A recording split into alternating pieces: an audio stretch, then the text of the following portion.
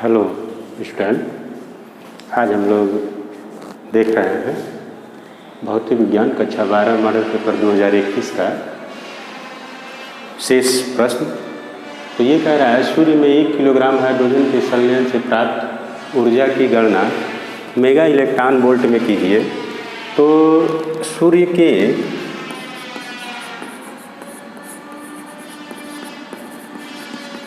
अंदर जो हाइड्रोजन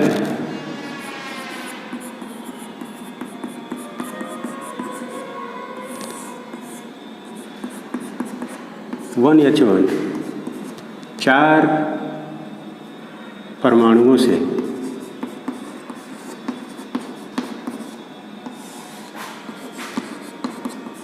मिलकर एक हीलियम नाभिक 2He4 बनाते हैं। इस प्रक्रिया में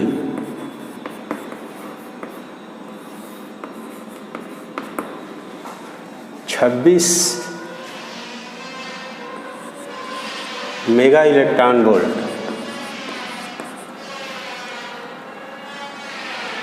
ऊर्जा मुक्त होती है।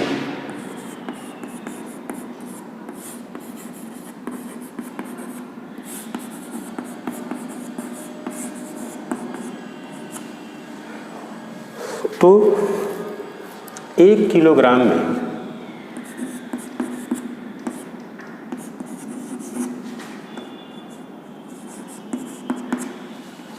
हाइड्रोजन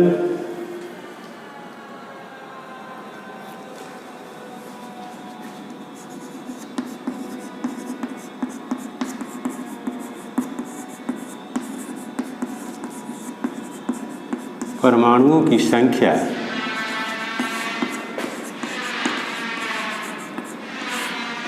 ये देखा जाए तो 6.02 × 10⁻23 परमाणु होते हैं। तो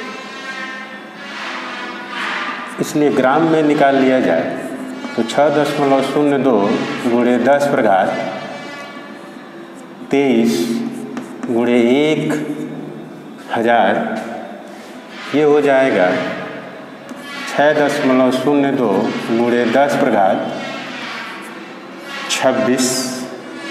तो 1 ग्राम में निकल गया परमाणुओं की संख्या।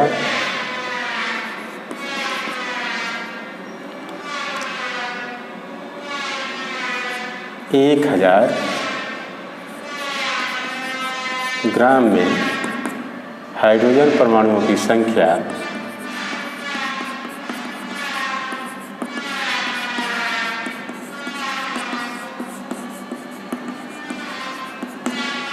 अब क्या निकाला जाए? अब केवल संख्या 4 परमाणु से मिलकर बना है, तो संख्या ज्ञात कर लिया जाए तो 6.02 × 10⁻26/4 कितना ऊर्जा मुक्त होती है ये थोड़ा सा देखा जाए। तो ये हो जाएगा मुक्त ऊर्जा Q1 बराबर इतनी संख्या 6.02 × 10⁻26/4 × 26 मेगा इलेक्ट्रॉन वोल्ट। अब इसको सॉल्व किया जाए तो ये कटेगा 6 चौको 24 6.5 सॉल्व किया जाए तो गुणा किया जाए तो ये मिलता है 39.31 ×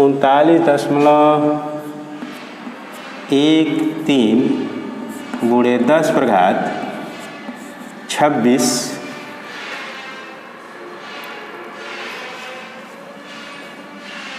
× मेगा इलेक्ट्रॉन वोल्ट। एक जीरो और यहाँ बढ़ा दिया जाए तो ये मिल जाता है ऊर्जा 39.130 गुणे 10⁻26 मेगा इलेक्ट्रॉन वोल्ट।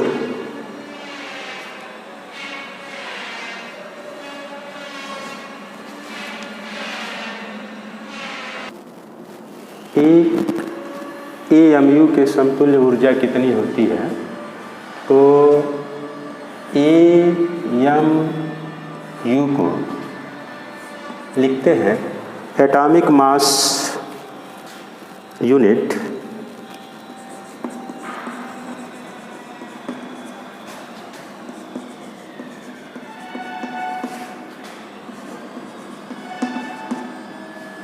तो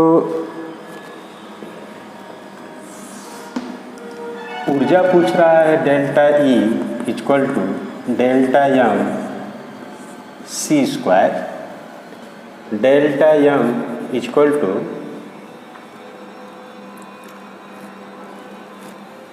ये लिख दें तो 1.66 गुणे 10⁻⁻27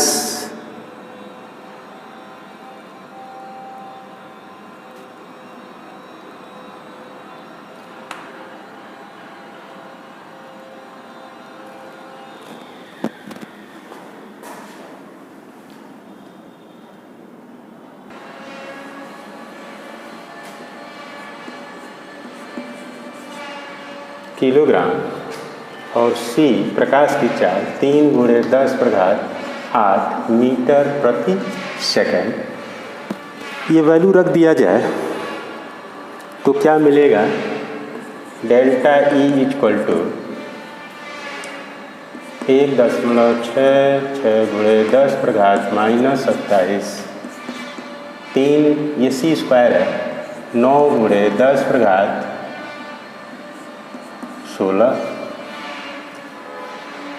तो ये गुणा कर लिया जाए तो ये मिल जाता है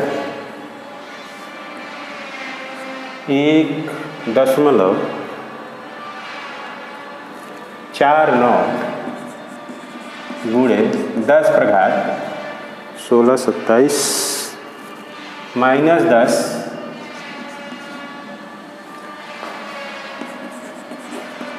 अब क्या चाहिए? इलेक्ट्रॉन वोल्ट में पूछ रहा है, इलेक्ट्रॉन वोल्ट में चाहिए हमको तो ये लिख दें ये ऊर्जा है जूल। तो यहाँ लिख दिया जाए 1.6 गुणे 10⁻⁻19 जूल इलेक्ट्रॉन वोल्ट। तो जूल से जूल कट जाता है और ये मिल जाता है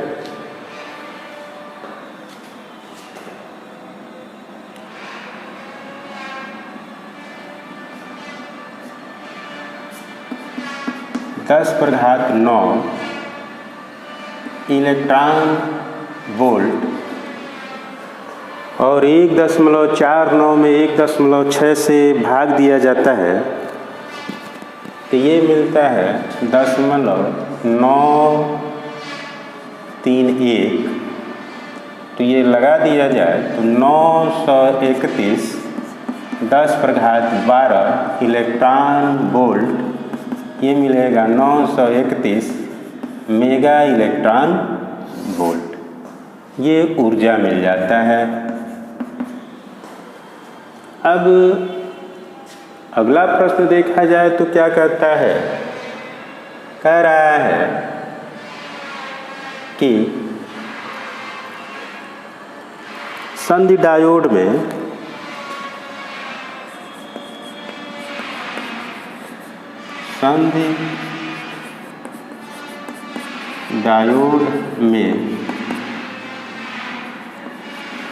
अवक्षय परत से आप क्या समझते हैं?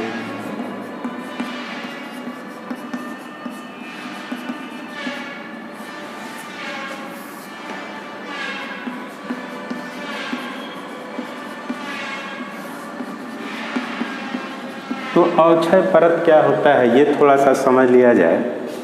संधि डायोड इसका मतलब ये हो गया संधि के दोनों ओर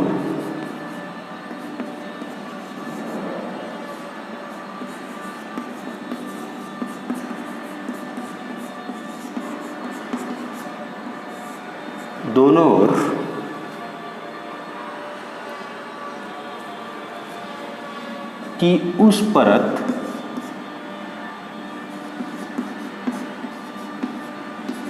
जिसमें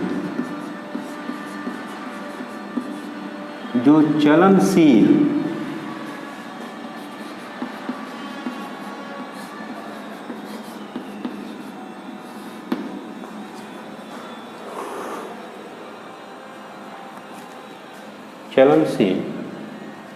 आवेशवाहक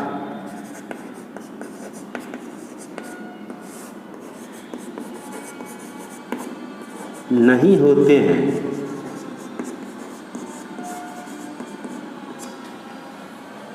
अवक्षय परत कहलाते हैं। संधि डायोड में अवक्षय परत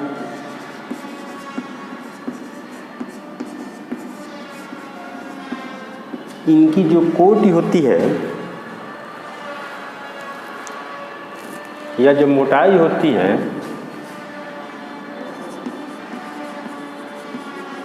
अवक्षय परत की मोटाई 10⁻⁻⁶ मीटर के कोट की होती है।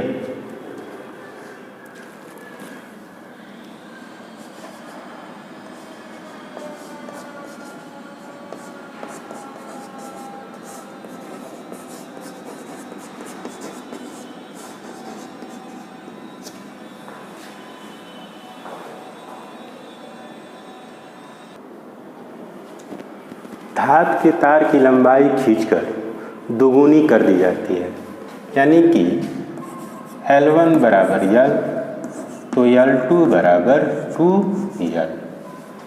तार का नया प्रतिरोध ज्ञात कीजिए, तो R1 बराबर रो L1/A1 और R2 बराबर रो L2/A2। एक इक्वेशन ये है, दूसरा इक्वेशन ये है।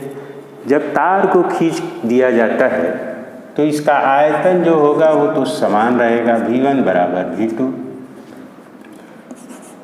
A1 L1 बराबर A2 L2 वैल्यू रख दिया जाए तो A1 ये L हो गया, A2 2L हो गया, यानी कि देखा जाए तो यहाँ से A2/A1 1/2 मिलेगा। अब पूछ रहा है कि तार का नया प्रतिरोध ज्ञात कीजिए, तो नया प्रतिरोध के लिए यहाँ से लिखें R1/R2 ये मिलेगा रो L1/A1 बटे रो L2/A2। रो से रो कैंसिल हो गया, L1/L2 ये मिलेगा A2/A1। मान रख दिया जाए तो L1 का मान L है, L2 का मान 2L है, A2 का मान A2/A1 का मान 1/2 ये मिल जाता है 1/4।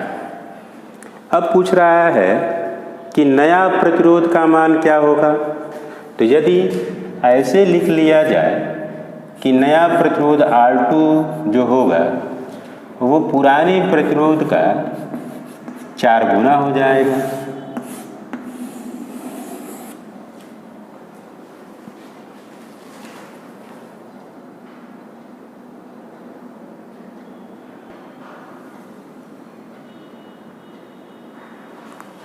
अपवाह वेग परिभाषित कीजिए। मुक्त इलेक्ट्रॉनों के लिए अपवाह वेग तथा वैद्युत धारा में संबंध ज्ञात कीजिए। तो सबसे पहले अपवाह वेग देखा जाए तो होता क्या है।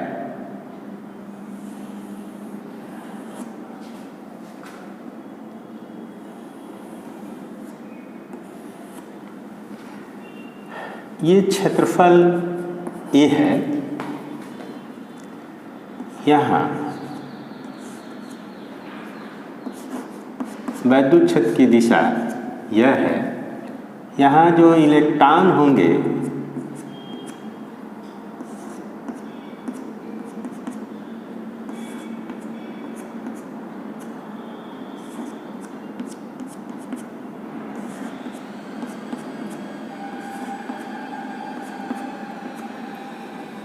ये देखा जा रहा है वैद्युत क्षेत्र की दिशा के विपरीत इलेक्ट्रॉन का प्रवाह हो रहा है। तो अपवाह वेग किसे कहेंगे? ये देख रहे हैं, जब किसी चालक के सिरे को बैटरी से जोड़ दिया जाता है तो इसके जो इलेक्ट्रॉन होते हैं एक वेग से गतिशील हो जाते हैं, और जिस वेग से गतिशील होते हैं उसी को हम कहते हैं अपवाह वेग अथवा अनुगमन वेग। इसको Vd से दर्शाया जाता है।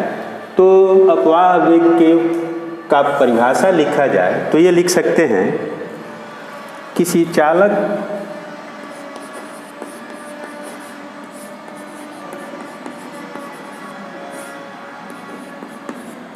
तार के एक सिरे को जब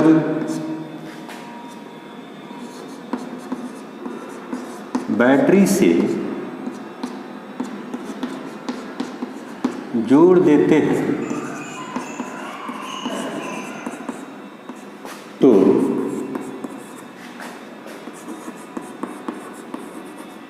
चालक में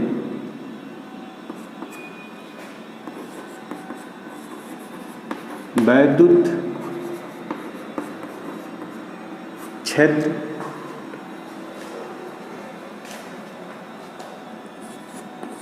उत्पन्न हो जाता है,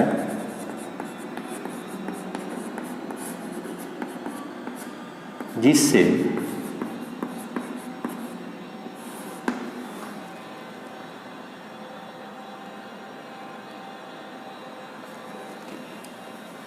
मुक्त इलेक्ट्रॉन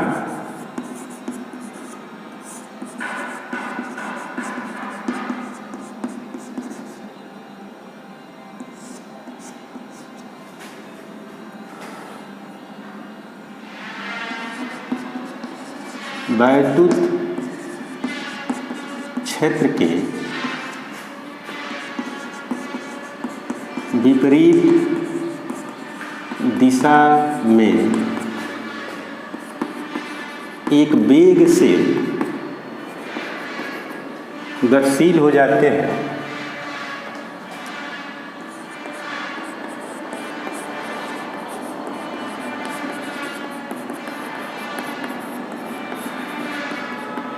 इस वेग को अनुगमन वेग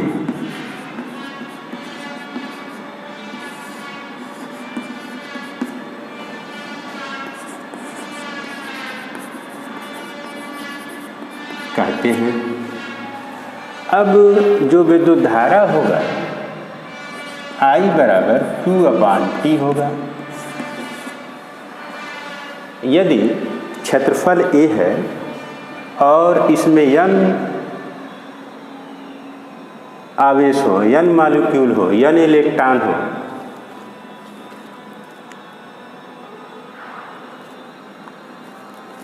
तो लिख सकते हैं क्षेत्रफल A के प्रति एकांक आयतन में इलेक्ट्रॉनों की संख्या n हो तो क्या मिलेगा? तो 1 सेकंड में या प्रति सेकंड में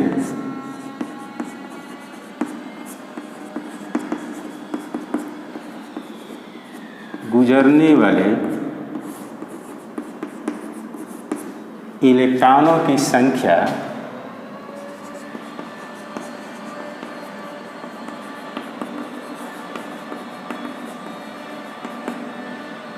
बराबर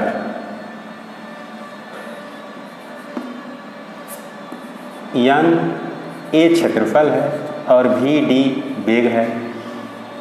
अब t टाइम में यदि इसमें e इलेक्ट्रॉन आवेश हो तो कुल संख्या q बराबर n a v d t time e electron है। यदि q का मान यहाँ रख दिया जाए तो देखा जाए I बराबर n a v d e into T upon T, तो ये मिल जाता है n e a v d। इसका मतलब विद्युत धारा बराबर n e a v d।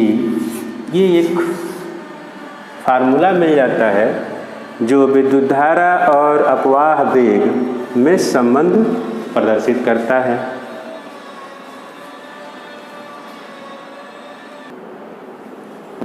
किसी धारावाही वृत्ताकार कुंडली के केंद्र पर उत्पन्न चुंबकीय क्षेत्र की तीव्रता का व्यंजक ज्ञात करना है। तो यह एक वृत्ताकार कुंडली ले लेते हैं जिसका केंद्र O है, R लंबाई का ये तार है जिसको मोड़कर एक कुंडली बनाया गया है।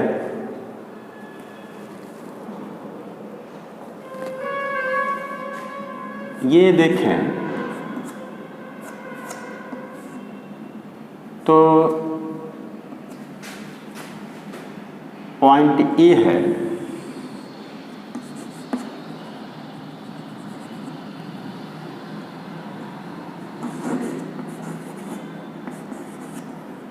(90 डिग्री ये बन रहा है।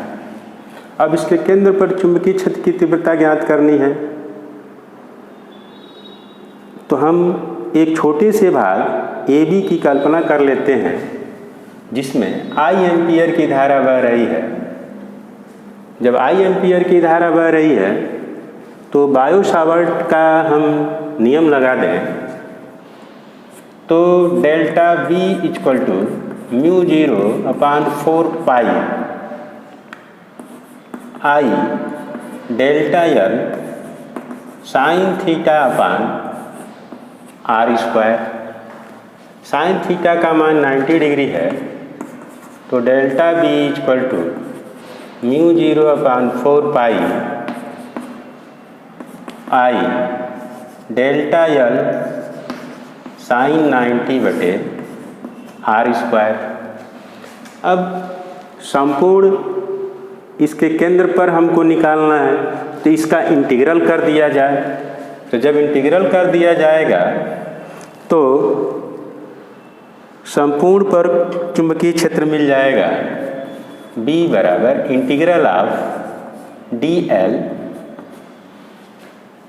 Integral of mu 0 upon 4 pi I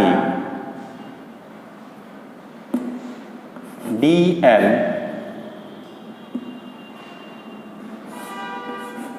R square. ये देखा जाए तो mu 0 upon 4 pi I upon R square integral of dl। अब लूप है तो इसका परिधि 2 पाई R होगा तो म्यू 0 4 पाई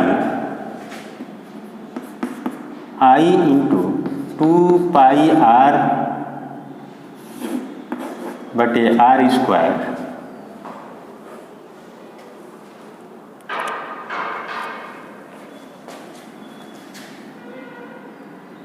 तो ये मिलेगा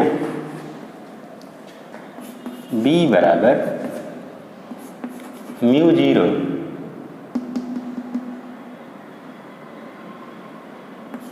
आई अपान 2r।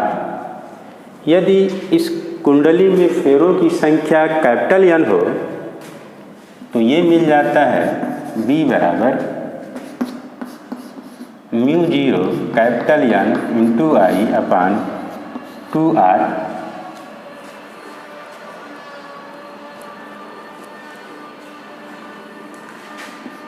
न्यूटन प्रति एम्पियर मीटर। ये इसके केंद्र पर चुंबकीय क्षेत्र की तीव्रता का व्यंजक मिल जाता है।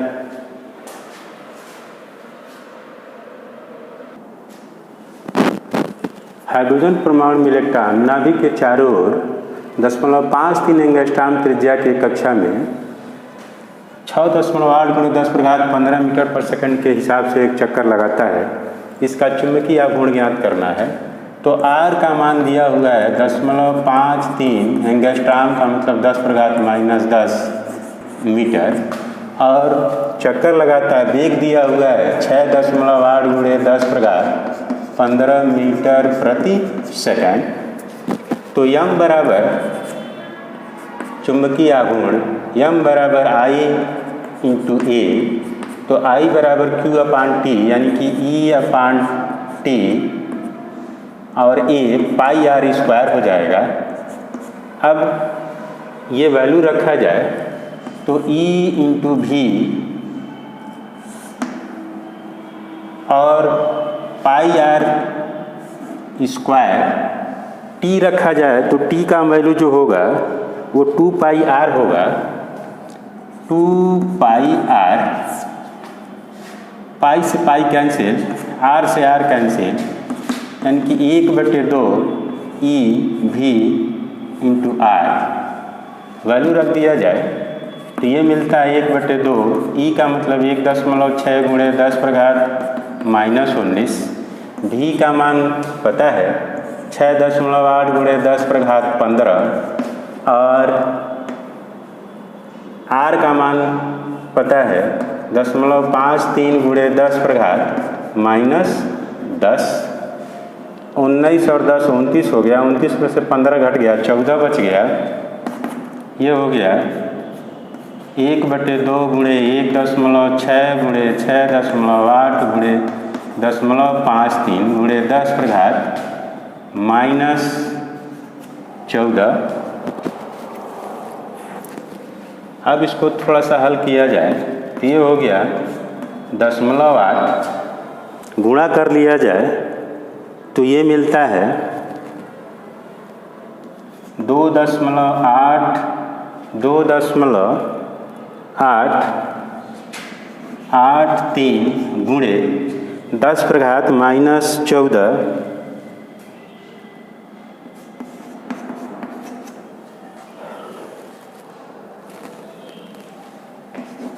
Ampere metre square.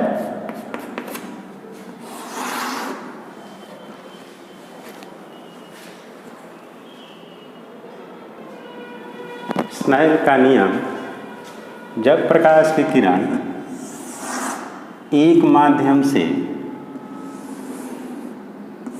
दूसरे माध्यम में जाती है तो अपने मार्ग से थोड़ा सा विचलित हो जाती है।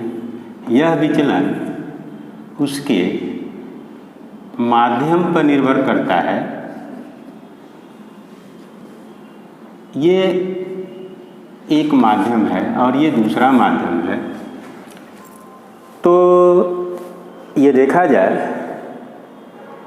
कि आपतन कोण और अपवर्तन कोण का जो साइन होगा, यानी कि आपतन कोण का साइन और अपवर्तन कोण के साइन का अनुपात एक नियतांक होता है और इस नियतांक को ही माध्यम का अपवर्तनांक कहते हैं। तो यहाँ से लिखा जाए तो sine I is proportional to sine R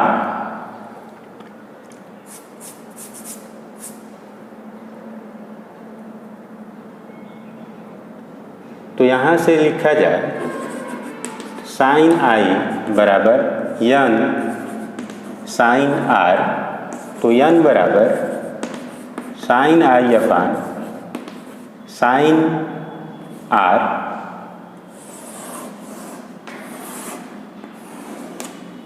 इसे स्नेल का नियम कहते हैं। शेष प्रश्न अगले अंक में देखा जाएगा।